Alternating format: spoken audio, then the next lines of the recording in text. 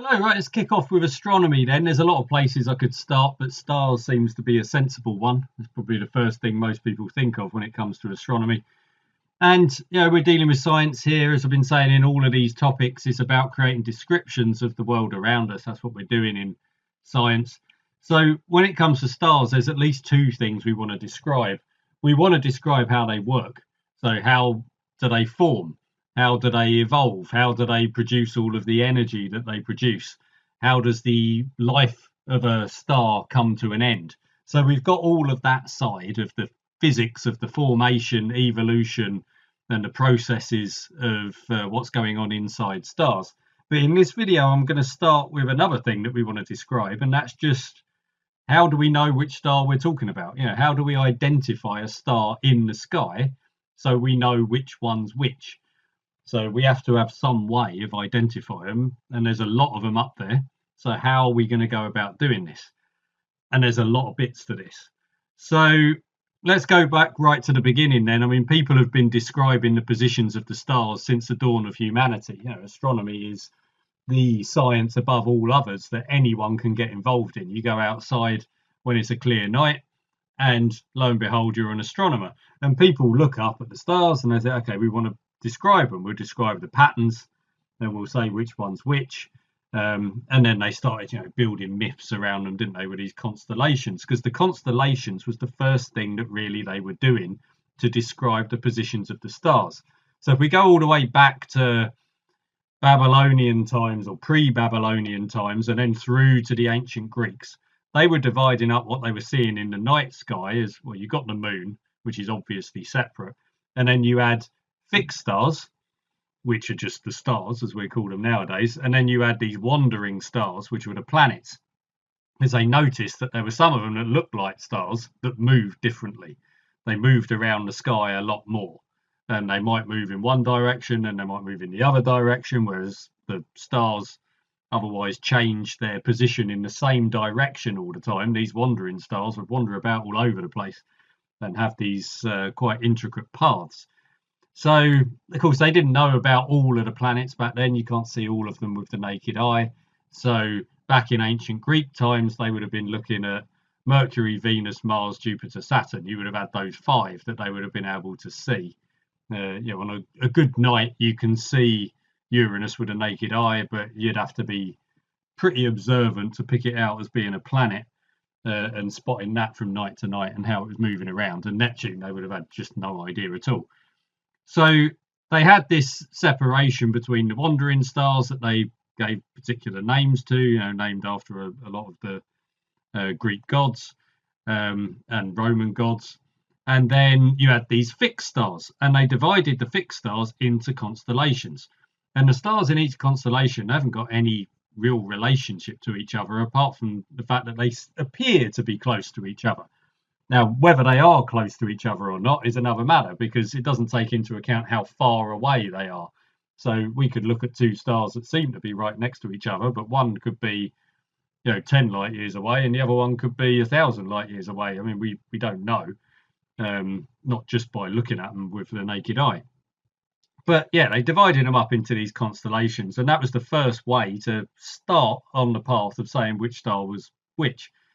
Now, Ptolemy, in about 100 AD, he made the first big leap, I suppose, in terms of the constellations.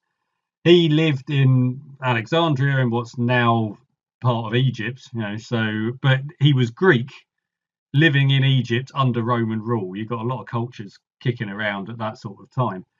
And he came up with a list of 48 constellations. And these, of course, are just the ones that you could see from Egypt. You don't get to see the entire night sky unless you're on the equator. So he could only see bits of the night sky. He had these 48 constellations. We've now got 88 constellations since 1922, to fill in the bits that weren't there in the original constellations, and they removed a few and added a few others, and just sort of tidied things up. So we've now got this list of 88. You also get these things, asterisms, which are more or less constellations. They're just not official constellations. Things like the Big Dipper. It's part of Ursa Major. but it's not the whole constellation, but people recognize it because it's so easy. You've got the handle, and then you've got the dippy bit, the sort of soup spoon, the ladle, or however you want to describe it. It's very prominent if you're in the northern hemisphere. It's always visible in the night sky. Particularly if you're in the UK, it's always going to be there if you're at that sort of latitude. So you get that as an asterism. You get things like the teapot in Sagittarius, less well known, but astronomers often talk about it. Summer Triangle, that's another big one in the northern hemisphere. You've got Vega, Altair, and Deneb, 3 stars, bright stars that are very, very prominent in the summer, and they can help you orient yourself as to where you are in the night sky. By first thing you look at in the summer is, right, where are they? And now I know what I'm looking at. So they're asterisms. So that's all good for describing constellations and asterisms and things like that, but it doesn't help us know exactly which star in a particular constellation we're talking about. You take this asterism here, the Big Dipper, and we've got, was it 7, is it stars, or was it 8 stars? 7 stars, I think it is, in the Big Dipper. Okay, which one of these are we talking about? These are 7 stars in Ursa Major. So, well, which one's which? What are we going to call them? Now, the brightest stars have got names. Most of them come from Arabic, because in the Middle Ages, during Islamic Golden Age, you had a lot of Islamic astronomers. They were building some really nice astronomical instrumentation for measuring positions of the stars and such like, and they named a lot of the stars. Some of them had already been named, so they've got Greek names, and some of the Arabic names were sort of mixes of the Greek names for the constellations that they then adapted.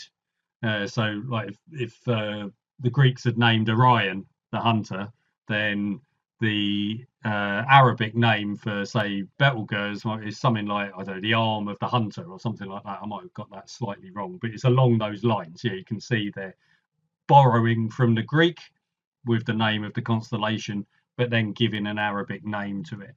So you've got some stars, the bright ones, have got their own names, but a lot of them don't have their own names.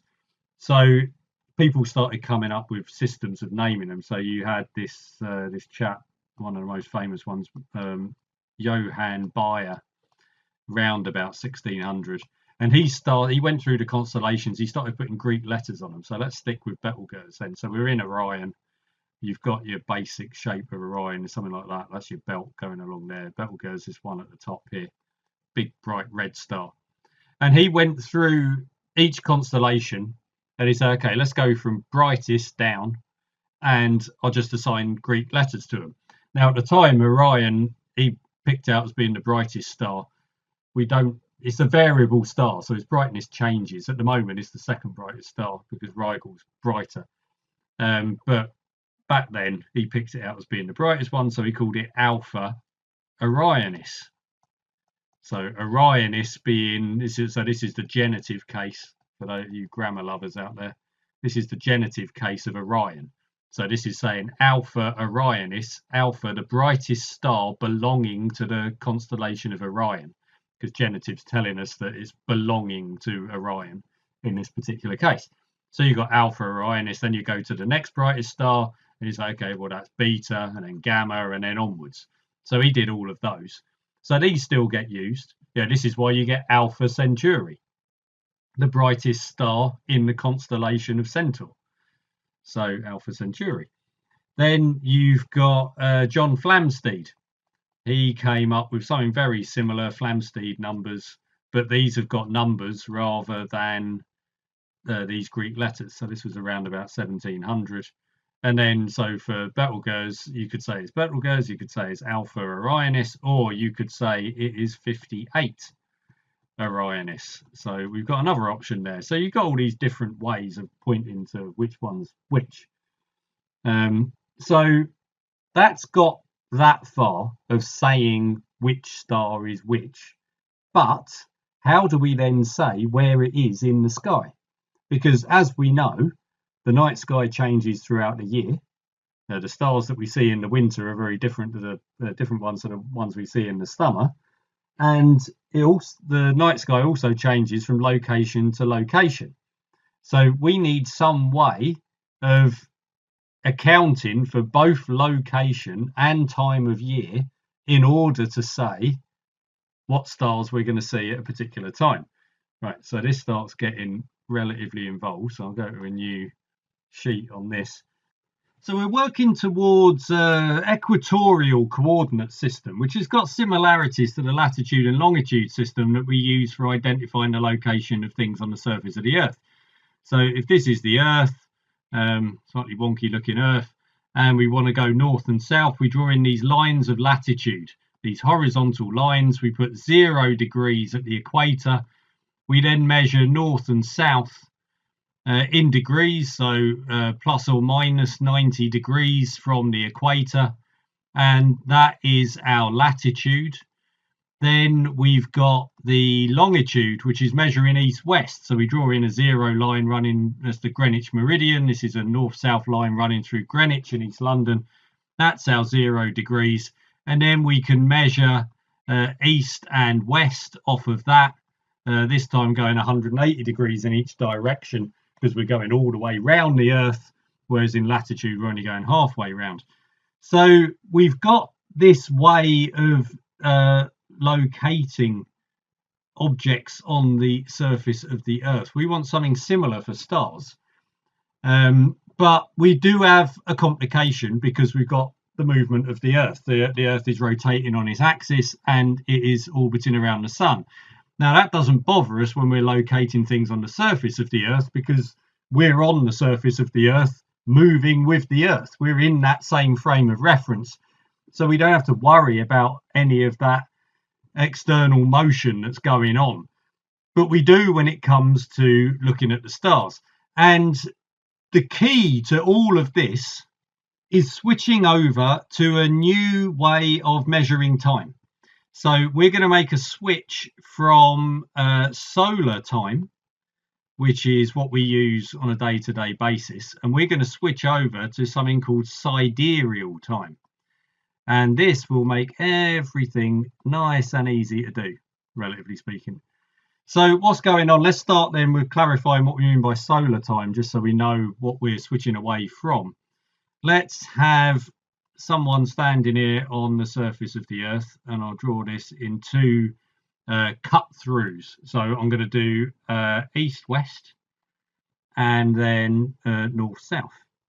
And we've got the same person standing there, and let's think about what's happening with the sun, because we're looking at solar days, so it's to do with the sun. So from east-west point of view, the sun's going to come up and it's going to go across the sky, and then it's going to set in the west. There is going to be some point when it hits the highest point in the sky, which may or may not be directly overhead. It depends on where you are in the world and what time of year it is. But there's going to be some point where it's at its greatest angle up from the horizon, its greatest altitude in the sky. Now, from a north-south point of view, if you draw a big arc running from north up into the air, through directly overhead, and then down to south, so we've got that big line there, the point at which the sun is at the high point in the sky will coincide with the time that it crosses that line, that arc that we're drawing from north-south. So, I mean, this is just to add, this is ignoring anything to do with time zones or daylight saving things that happen around the world. You know, if you're in Britain, I'm ignoring anything to do with Greenwich Mean Time, British summertime, clocks moving forwards, back, or whatever. I am purely talking about the position of the sun in the sky. So if we're saying, right, the sun is at its highest altitude in the sky, it's also at this point on the big arc that's running from north to south, we can then say, right, that is noon or 12 p.m. or midday or whatever you want to call it. We've set some time at when the sun is at that point. Right, so a solar day then is how long it takes for the sun to get back to that point. So whether you're thinking of it as we're not moving. So in our frame of reference, to put that stationary, we'll fix ourselves as stationary, and the sun moves off, it sets in the west, and then it rises again in the east, and it comes back. How long does it take to get back to that same high point in the sky where it's crossing that big arc running from north to south? That is one solar day, and that is what we've divided up into 24 hours. So that's our solar day. We don't want to use that for locating stars. We want to use sidereal time and a sidereal day, which works in exactly the same, it's got the same principles behind it, but we're not looking at where the sun is. So why does this make a difference? The change of colour. All right, let's put in a distant star and the sun and the earth, and we'll put them all in a line to start off with. Now, there's no way I can get the distant star on this picture as distant enough. I can't move it far enough off to the left in order to really get this to scale. And I'll come back to that later on because it's important. But that distant star is a very, very long way away. It's a lot further away than the sun is from the earth. So this is exaggerated, this distance here between the earth and the sun relative to the distance to the distant star. So keep that in mind, and I'll come back to the importance of that in a moment. So let's start off then with putting these arrows in. You know, we've been looking here at solar time. When is the sun? I mean, directly overhead. So in this case, we draw our blue arrow in directly off to the left, pointed straight at the sun. So we've got an arrow going straight to the left. Let's draw another arrow straight to the distant star, which is going in exactly the same direction. Both of these arrows are parallel and straight off to the left. Right. We now want to see what's happened after one rotation of the Earth on its axis. So while the Earth is rotating on its axis, there's two things that are happening. We've got the rotation, that's great, but the Earth is also moving in its orbit around the sun. So it's heading off in this direction as well.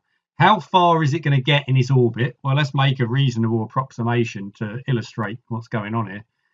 We've got 365 days in a year, and we've got 360 degrees in a circle. The Earth is pretty much going in a circle around the sun, so it's doing around about 1 degree per day. So let's say it's moved 1 degree. I mean, that's close enough in this one rotation on its axis. So let's draw out the picture again after one rotation. The distant star is still sitting where it is. The sun is still sitting where it is. We can say they haven't really moved. They're in the same place. The Earth has now moved up here. It's moved around 1 degree. Okay, I've exaggerated it a bit, but you know, I'm trying to make a point. It's moved 1 degree around in its orbit around the sun. It's done its one rotation on the Earth's axis. Let's put the arrows back in. So the arrow pointing towards the sun is now not directly off to the left. It's off to the left and down a little bit. The green arrow off to the distant star, I mean, in this picture, is also off to the left and down a little bit. But the first thing you want to notice is they are no longer parallel, the blue and the green arrows. In the top picture, they were parallel. In this picture, they are no longer parallel. Let's now go back to this issue of getting the distant star far enough away in the diagram. Say I moved it further away, say I put it all the way over here on the left edge of the screen, and then drew that green arrow again.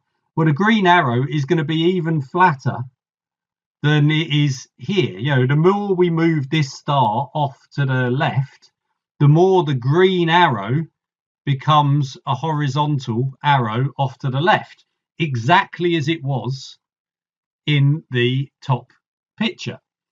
So what we're finding here is once we've done one rotation of the Earth on its axis, the green arrow pointed at the distant star is back where it started. It's gone from being directly off to the left and is back to being directly off to the left, exactly as we had when we were measuring solar time, where our blue arrow, you know, we were looking straight at the sun and then we were looking straight at the sun, one solar day. Here we've got the green arrows back parallel again. That is one sidereal day because it's the equivalent of a solar day, but for stars. So a sidereal day is the time it takes for the Earth to rotate once on its axis. So what's going on with the solar day then? How far has the Earth actually rotated? Well, it has to rotate a little bit more. It has to get round to that arrow being directly overhead. So we're having to rotate an extra 1 degree. The solar day is the Earth rotating through 361 degrees in this example. So as good as 361.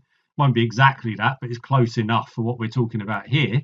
Whereas a sidereal day is 360 degrees of rotation of the Earth on its axis. The solar day is 24 hours. Well, the sidereal day must be less than that because it's done a degree less of rotation. Now, how long does it take to rotate 1 degree? Well, we're doing 360 degrees in 24 hours, and that works out at being 4 minutes per degree.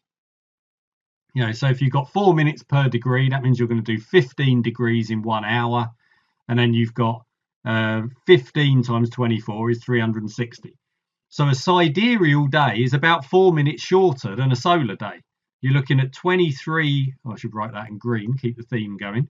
So a sidereal day is 23 hours and 56 minutes, give or take. It's a little bit different to that, but it's close enough to that for these purposes. So if we're going to be saying where a star is in the sky, we can say, well, the sun is on this north-south line every time it's 12 p.m. We know where the sun is going to be. It's on that line. And this is essentially our line of longitude. How far is it east-west? If it's before 12 p.m., it's in the east. If it's after 12 p.m., it's in the west. This is our longitude measure. And we do that with the sun using solar time. We can now use sidereal time in order to say the same thing for stars. If it's before a particular sidereal time, it will be in the east, and if it's afterwards, it will be in the west. So we've got a different way of measuring time in order to say where stars are and take into account the motion of the Earth. So now we understand what sidereal time is. How do we pull all of this together into our equatorial coordinate system for stars? Right, so let's get to final sheet here. So let's draw it out then. We've got, let's imagine a big sphere. My usual wonky sphere, but we've got a big sphere with the Earth right at the middle.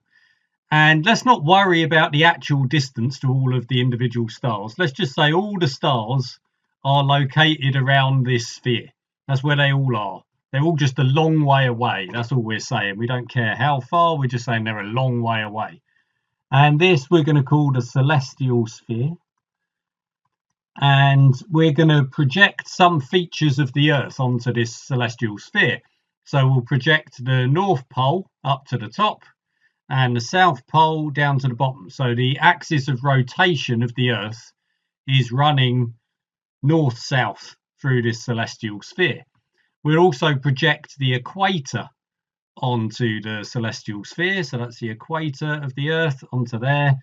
And we will call that the celestial equator. Surprise, surprise. So we've got some features there where we're, mapping some things that we know about latitude and longitude onto this sphere. So yeah, we've got a similarity here in our equatorial coordinate system. So we've got these things on there, and now we just want to say, well, where are the stars? And we're going to do this in a couple of ways. We're going to start with this thing called declination. This is our equivalent of latitude. So that's often abbreviated to DEC. This is our latitude. This is our going north-south, which we're measuring in degrees. So this is measuring up or down from the equator towards north or south.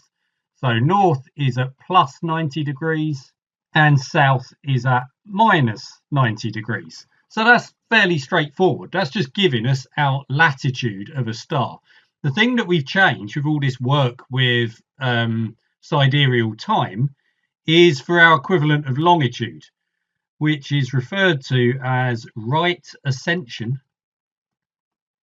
And that is often abbreviated to RA. And this is our equivalent of longitude, but is not measured in degrees. It's measured in sidereal time. So this will be an actual time in hours, minutes, seconds that we're going to give for the location of an object. So if we've got, let's take, for example, Betelgeuse. We've been using this all the way through. And I should have looked this up before we started, but I have observed it quite a few times. I think I'm going to get this right. So it's got +7 degrees thereabouts declination. So that means it is 7 degrees north of the celestial equator. So let's say it was here at some particular point. And then its right ascension is just short of 6 hours. I think from memory, it's 5 hours, 55 minutes, give or take, for right ascension. So what that is meaning with all the work we've done with our sidereal time, because of course the Earth is spinning around on its axis. So the stars in the sky look as though they're moving around, just in, you know, the way that the sun looks as though it's moving around the Earth. So Betelgeuse here is going to be moving across the sky. This right ascension here gives us a sidereal time that it is going to cross this north-south line. Now there are complexities to this in practicality, because this is going to vary by where you are on the Earth. But that doesn't stop the fact that we have created an unambiguous coordinate system for defining the location of stars on the celestial sphere. You know, the only thing we need is to say when we're starting to measure sidereal time from. We need a particular point in time and space that we set the clock off, that we said go on the sidereal clock in order to measure our sidereal time from. And this is contained in astronomical almanacs and some such like. They find a particular point and time in the year 2000 that they set as the 0 point. Right, we're measuring our sidereal time from that. And that is what we're using to give this value of right ascension for each star. So that is our completely unambiguous definition of where a star is in the celestial sphere. The complication comes, and I'm not going to go into detail on it here because this video is long enough, but if you're doing an actual observing session and you're an astronomer standing at this point on the Earth, then you've got various considerations that need to come into play. You know, this is your horizon. So the altitude of Betelgeuse above your horizon is different to the altitude above the celestial equator. So the altitude of Betelgeuse in the sky is not going to be its declination. It's going to be a combination of the declination and your latitude as an observer. So that's some trigonometry that you'd have to do. Similarly, the actual time that it is going to pass your north-south line is going to depend upon your longitude. You're going to have to work out your local sidereal time, and then you're going to be able to say, right, okay, depending on where I am, what my longitude is as an observer, that will then give me a local time that Betelgeuse will cross my own north-south line as an observer, because every observer is going to have their own pair of north-south line based on longitude and horizon based on latitude. So you need to take that into account to work out your actual local conditions. And you can apply some mathematics to the right ascension and declination, which is fixed for each star, in this case for Betelgeuse. You can do some maths and it will tell you, right, okay, this is the altitude it will have. And that altitude is based on your location.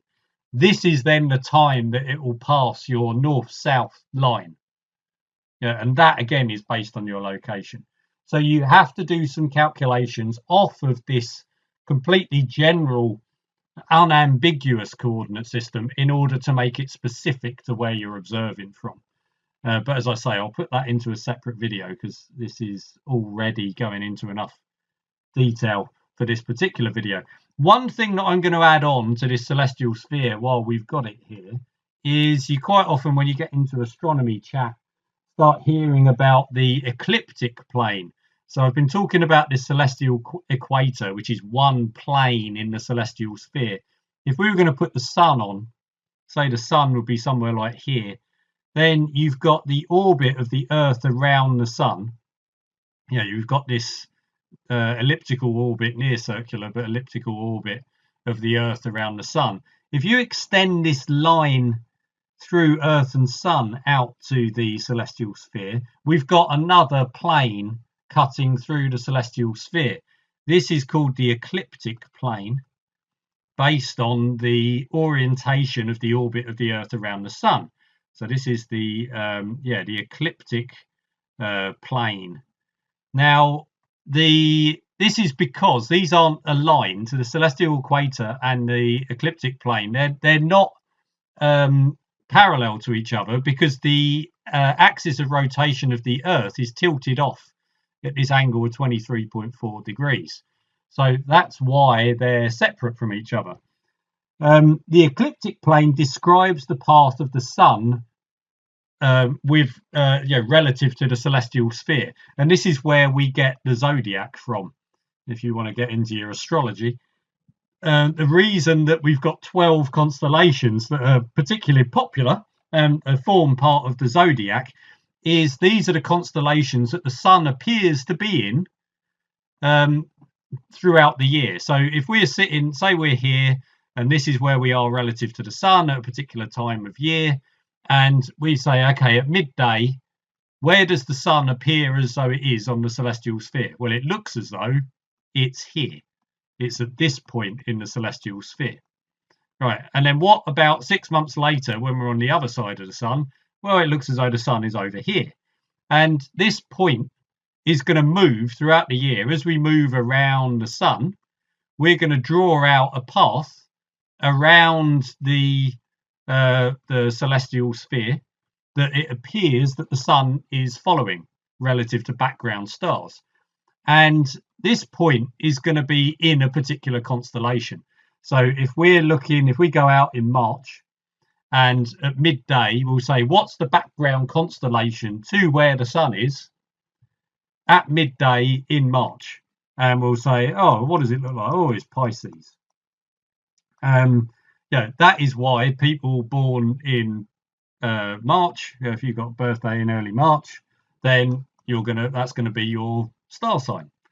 Now, we're doing this during the day. So if you go out during the night in March, you're not going to see your star sign in the sky. You're going to see it best 6 months later when it's there during the night, not during the day. You know, the people who probably pick this out the most in the night sky are Taurians, because you get to the winter night sky, you've got Orion with the belt, which everyone knows how to pick out. And he's having a fight here with Taurus. You get this big V in the sky, the head of the ball of Taurus. And you'll have Taurians looking at this thinking, I can see Taurus in November, December, but I'm born in April, May. Why am I seeing my star sign in the night sky 6 months away from my birthday? And it's because we're talking about the position of the sun in the sky during the day. During the day, the sun is in Taurus. So that's why we can't see it in the April-May night sky. We see it 6 months later. So that's where we get the zodiac from. And okay, we don't use this in actual astronomy. It's all, astrology is all just made up stuff, isn't it? But people talk about it. It's in the language and vocabulary of astronomy that people would have heard of some constellations more than others. We do have this description of the ecliptic plane, and it is important because it's where everything happens when you get an eclipse. If you're going to have a solar eclipse, the moon is going to have to be in the ecliptic plane in order to get in the way of the sun. Similarly, if you're going to have a lunar eclipse, the moon's going to have to be in the ecliptic plane in order to be behind the Earth. So you've got stuff that is relevant to, but it's common use of terminology that people have in astronomy often comes from their exposure to horoscopes. Sad but true. So yeah, it's useful to know about that. But there you go. That's an overview. I mean, it's taken a while. I mean, this has gone over half an hour here describing all of this, but at least it's shown, or at least I hope it's shown, how we set up a coordinate system for stars when we've got so much motion of the Earth involved, both rotating and orbiting the sun. So how we've managed to remove that and come up with an unambiguous coordinate system for stars, and then how we're going to have to then adapt that to our local observing conditions in order to actually say where stars will appear in the sky for us based on where we are on the Earth, which I'll put into another video. So hopefully I haven't gone too far in this video and included too much stuff, and you've managed to get a grip on what's actually happening.